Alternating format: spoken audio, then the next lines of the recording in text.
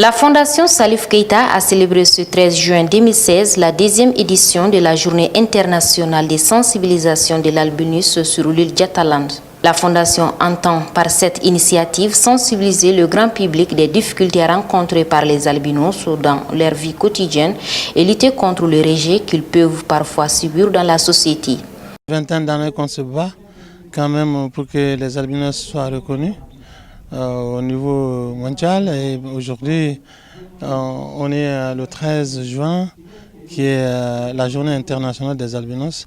C'est bien parce que je crois qu'ils seront dans les meilleures conditions de vie et reconnus en tant que personnes normales comme tout le monde, et ça fait plaisir. Bon, le passé, nous étions considérés comme des mythes par la complicité des marabouts, des tueurs, que non, si tu as les cheveux d'albinos, tu as la chance, tu peux être riche. Donc cette journée est là pour pouvoir sensibiliser l'opinion internationale que non, nous sommes des êtres humains, tout comme vous.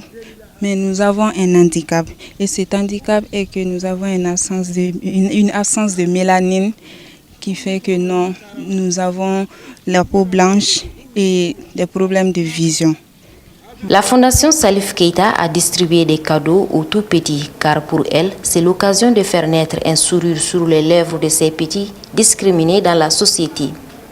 La prestation d'artistes, des sketchs et la récitation d'une sourate du Saint-Coran par le petit Idrissa Drami ont été les moments forts de la rencontre.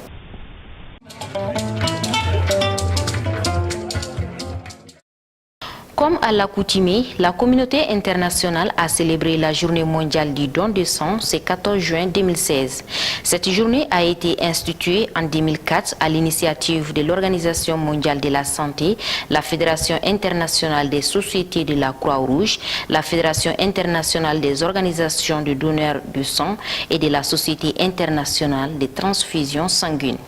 Les thèmes retenus pour la 12e édition est le sang, un lien universel, et religion et don de sang. Du renforcement du Centre national de transfusion sanguine, la décentralisation des actions jusqu'au niveau des districts et la gratuité de la transfusion sanguine, toutes choses qui créent les conditions les meilleures pour accélérer l'atteinte des objectifs visés, en particulier pour une maternité à moins de risques.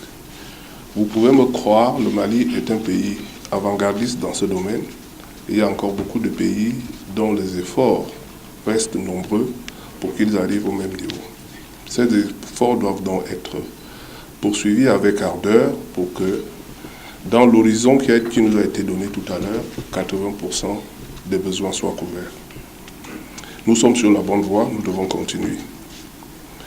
Pour notre part, je voudrais réaffirmer l'engagement de l'Organisation mondiale de la santé à continuer à fournir de façon permanente toute l'expertise technique qui est nécessaire pour pouvoir atteindre notre noble objectif commun, à savoir la disponibilité en quantité et en qualité du sang sécurisé et des produits sanguins, afin de renoncer définitivement au don familial et des compensations pour sauver des vies humaines. Je vous remercie. Honorables invités, mesdames, messieurs, ça a été dit, le thème international de la présente édition, le sang, un lien universel, met l'accent non seulement sur l'importance des donneurs de sang volontaires pour la sécurité et la disponibilité du sang, mais aussi sur le renforcement du capital social du pays.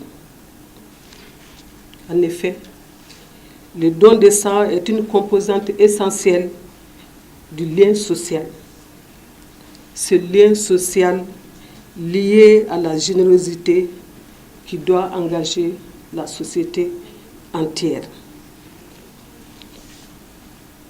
Pour rappel, l'éthique du don se situe tout d'abord dans un environnement non marchand.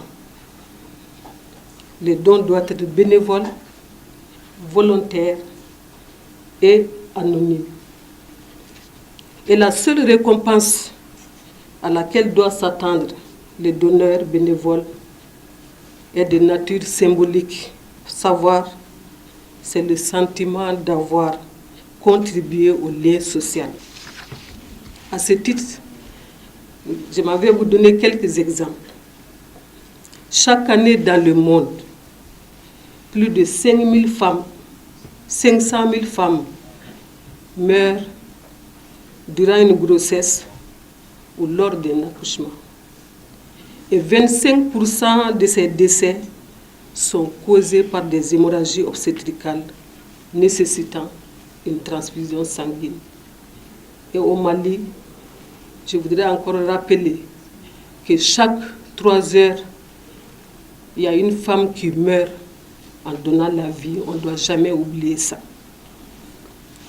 Honorables invités, mesdames, messieurs, je voudrais donc, avec votre permission, exprimer mes gratitudes aux partenaires techniques et financiers, et plus particulièrement au Royaume des Pays-Bas, pays hôte des manifestations de l'édition 2016 de la Journée mondiale des donneurs de sang, pour leur appui constant, afin de répondre aux besoins de la santé et de la reproduction, avec une attention particulière pour la transfusion sanguine.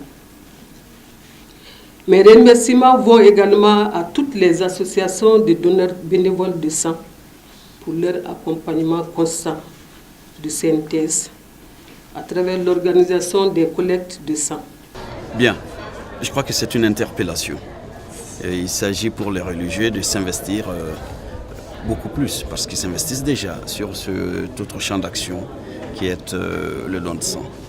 Mais c'est aussi nous-mêmes interpeller, de comprendre que donc la chose religieuse peut être transversale et être utile pour un certain nombre d'éléments du pays, du développement, parce que lorsqu'on soigne l'homme, on soigne ceux qui font le développement. Et donc, et quelque part, il est dit, pour les religieux, certainement, ça peut vous surprendre, mais les religieux savent que le don de sang n'est pas anti-religieux. Il a été dit que celui qui vient en secours à l'affligé serait rétribué le jour du jugement dernier dans le Coran. Et quand vous prenez la Bible, il est dit que les plantes et les choses de la nature sont faites pour la santé de l'homme, pour que l'homme les utilise pour son bonheur. Et donc si le bonheur de l'homme, et aussi lorsqu'on nous dit partager la souffrance de l'autre, alors ça voudrait dire que quelque part, en donnant le sang, c'est qu'on a partagé la souffrance. Et il est aussi encore dit que lorsque vous faites des actes comme la donation de sang, vous les faites pour l'homme. La journée a pour objectif, d'une part, de rendre un hommage à tous les donneurs de sang bénévoles à travers le monde et d'autre part, de sensibiliser les populations sur l'importance du don de sang volontaire, anonyme et gratuit. Parlant d'hommage, le Centre national de transfusion sanguine a décerné un certificat de reconnaissance à quelques volontaires et bénévoles pour leur engagement en faveur du don de sang.